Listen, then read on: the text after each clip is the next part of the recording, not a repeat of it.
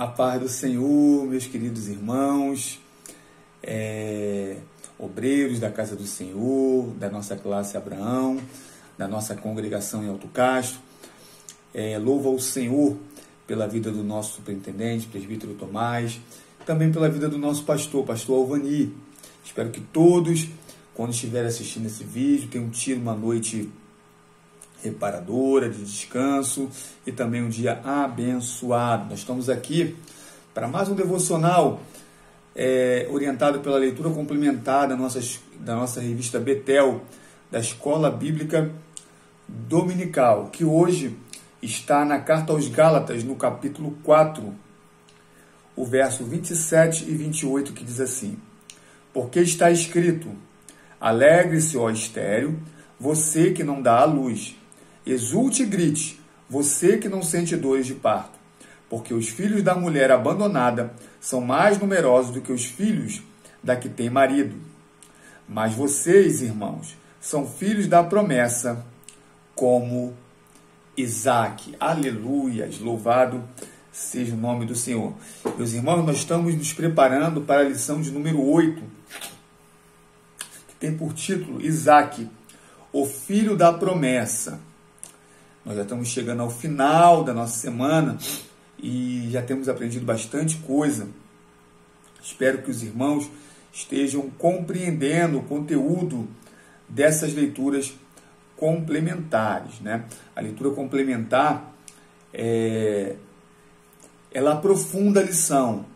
Nos 30, 40 minutos que nós temos de aula no domingo, não dá para a gente abordar todos esses temas. Os irmãos já devem ter percebido que a maior parte, ou quase a totalidade do que nós falamos aqui, não é repassado na aula por conta do tempo. A gente acaba se atendo mais aos 3 tópicos da revista, a introdução e a conclusão. Muito embora esses textos da leitura complementar estejam inseridos dentro da lição. Então é a oportunidade, Deus tem nos colocado, eu e o evangelista Jorge Luiz como professor, e Deus tem me colocado no meu coração esse propósito, né, de aprofundar a lição através de um outro meio que nos é disponível nesse momento, que é o tablet, o computador, o celular, né? Existem diversos meios que a gente consegue acessar esses links e a gente pode desfrutar disso tudo. Nós temos visto, basicamente, ao longo dessa semana, que Deus, ele é o responsável por conduzir os seus propósitos, os seus desígnios através da história. Então Deus, com a sua própria mão, ele vai fazendo com que tudo que ele prometeu se cumpra. Todos os seus propósitos venham se cumprir. E aí a gente vê na Bíblia as coisas acontecendo de diversas maneiras e o propósito de Deus sempre se cumprindo. Nós vimos que Deus chama Abrão quando ele ainda era idólatra, para que ele se tornasse um pai de nação. Ele chama Abrão e a sua esposa, Sarai, e eles eram velhos e não poderiam ter filhos. Mas através do filho daquele casal idoso, era que Deus ia instituir o seu povo. Vimos que, muito embora esse casal decidisse conceber um filho de uma outra maneira, diversa daquela prometida, Deus, ele é fiel para cumprir o que ele prometeu. E ele se refere a Isaque, o filho da promessa, como o único filho. E assim, Deus vai conduzindo, isso é muito interessante, irmãos, Deus vai conduzindo o curso da história do seu povo e, consequentemente, da salvação da sua criação de maneira miraculosa. Então, tudo o que Deus faz para que o homem seja salvo vem dele, né? Ele chama um homem que não podia gerar e faz com que ele gere, né? O filho gerado, ele faz com que tenha 2 filhos. O que o filho gerado amava mais, Deus rejeita.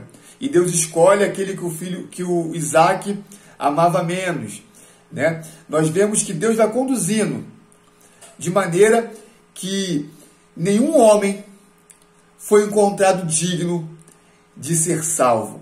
Nós somos salvos pela fé, mediante a graça, através do sacrifício de Jesus Cristo pelos nossos pecados. Louvado seja o nome do Senhor. No texto que nós lemos, na carta aos Gálatas, no capítulo 4, e aqui a gente precisa compreender que é interessante que as primeiras conversões, elas ocorreram dos próprios judeus.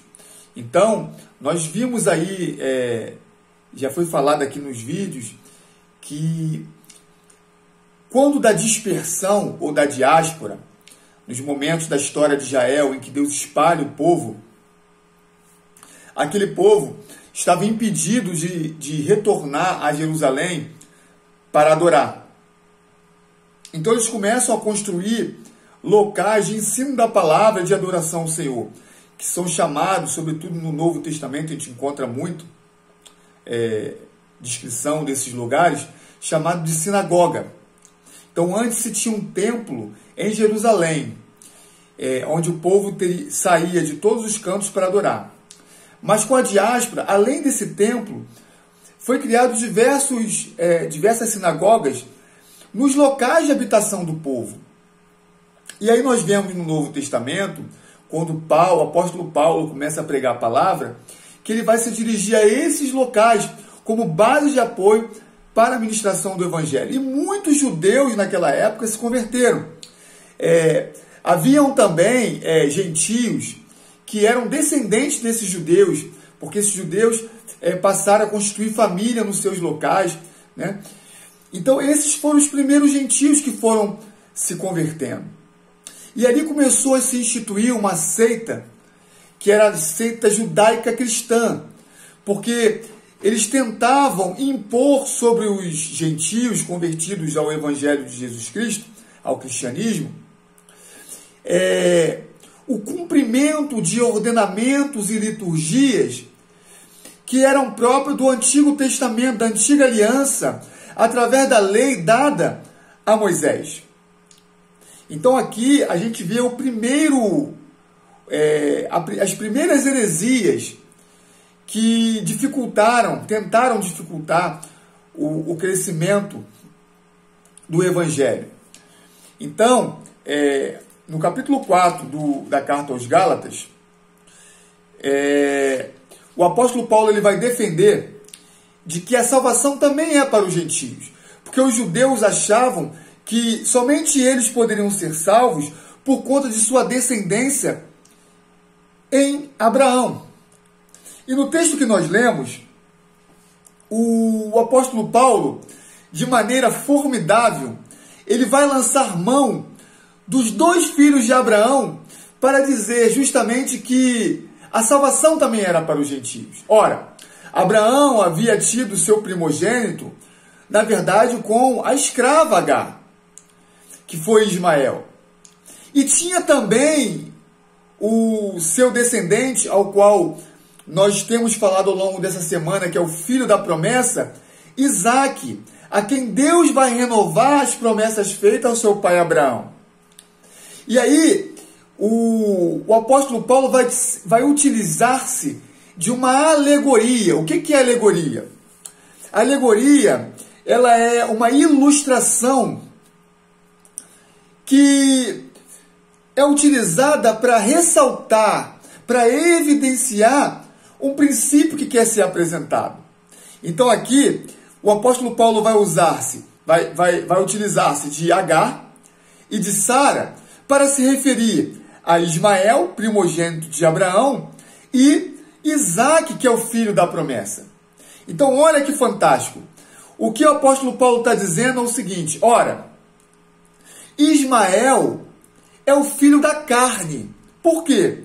Porque foi o filho idealizado por Abraão e sua esposa para tentar adiantar ou para tentar cumprir aquilo que Deus havia prometido. Enquanto que Isaac é o filho da promessa, porque de maneira milagrosa Deus o fez gerar. Então, o Antigo Testamento, a lei, ela é usada como alegoria, como a descendência de Ismael, que é o cumprimento da aliança na carne, enquanto que em Isaac se cumpre o cumprimento da aliança na graça, no favor de Deus, porque esse menino foi gerado pelo milagre do Senhor. Aleluias, louvado seja o nome do Senhor. Então o apóstolo Paulo aqui, no texto que nós lemos, ele vai mencionar um texto profetizado pelo profeta Isaías, que está lá em Isaías capítulo 54, que eu faço questão de ler para os irmãos, que diz assim: cante, ó estéril, você que não deu à luz, exulte e grite de alegria, você que nunca sentiu dores de parto, porque os filhos da mulher solitária são mais numerosos do que os filhos da casada, diz o Senhor. Alargue o espaço de sua tenda e aumente o todo da sua habitação. Não impeça, alongue as cordas e firme bem as estacas, porque você se expandirá para a direita e para a esquerda, e sua posteridade possuirá as nações e fará com que se povoem as cidades arrasadas. Não tenha medo, porque você não será envergonhada. Não tenha vergonha, porque você não sofrerá humilhação. Você se esquecerá da vergonha de sua mocidade e não mais se lembrará da desgraça de sua viuvez, porque o seu Criador é o seu marido, Senhor dos exércitos é o seu nome, o Santo de Israel é o seu Redentor, e ele é chamado o Deus de toda a terra. Aleluia! O que o profeta Isaías estava dizendo ao povo de Israel, que era tipificado como a noiva do Senhor, a esposa amada do Senhor, porque essa esposa havia se prostituído, buscando prazeres com outros deuses, com deuses pagãos. Então o profeta está conclamando para que ela viesse a confiar que Deus iria restaurá-la. E a obra redentora de Deus seria tão grande. Por isso que ele menciona no versículo 5. Porque o seu Criador é o seu marido. Senhor dos exércitos é o seu nome. O Santo de Israel é o seu Redentor. Então, o marido, o Senhor, enviaria o Redentor para restituir a condição daquela mulher abandonada, ou viúva, ou estéril, a condição de esposa adornada. Mas olha que fantástico, essa nova condição de esposa é uma condição especial, porque ela iria alargar suas terras para a direita, para a esquerda, de maneira que todos os povos seriam frutos das suas obras. Aleluia, louvado seja o nome do Senhor. Isso é uma clara referência que através de Jesus Cristo Deus cumpriria a promessa feita a Abraão, a Isaac e a Jacó, de fazer bendita todas as famílias da terra. E aí o apóstolo Paulo conclui no verso 28. Mas vocês, irmãos, é como se o apóstolo Paulo estivesse dizendo, vocês não são filhos, vocês não são descendência de Ismael. Vocês, irmãos, são filhos da promessa, como Isaac. Louvado seja o nome do Senhor. Queridos, espero que os irmãos estejam entendendo a este ponto, que tudo que Deus faz para conduzir o seu povo novamente a Ele, Ele faz de maneira sobrenatural, para que não tenha homem que pudesse se gloriar de ser salvo, porque a salvação verdadeiramente vem do Senhor. No Evangelho de Mateus, no capítulo 19, no verso 25 e 26, tem um texto muito interessante que corrobora com isso, porque os discípulos de Cristo dizem assim: ouvindo isso, admiraram-se muito, dizendo: quem poderá, pois, salvar-se? E o Senhor diz: e Jesus, olhando para eles, disse-lhes: aos homens isso é impossível, mas a Deus tudo é possível. Louvado seja o nome do Senhor. Só há salvação através da ajuda, da graça e da misericórdia de Deus, dispensada através do seu Filho, o unigênito que morreu pelos nossos pecados. Louvado seja o nome do Senhor. Que essa palavra traga alegria ao seu dia, vida ao seu dia, que fortaleça a sua fé, que Deus continue falando melhor aos nossos corações. Querendo Deus, amanhã nós estaremos aqui novamente para o último devocional da semana. E que Deus abençoe o seu dia, te dê um dia de bênção e de vitória, no nome de Jesus Cristo. Fique com Deus.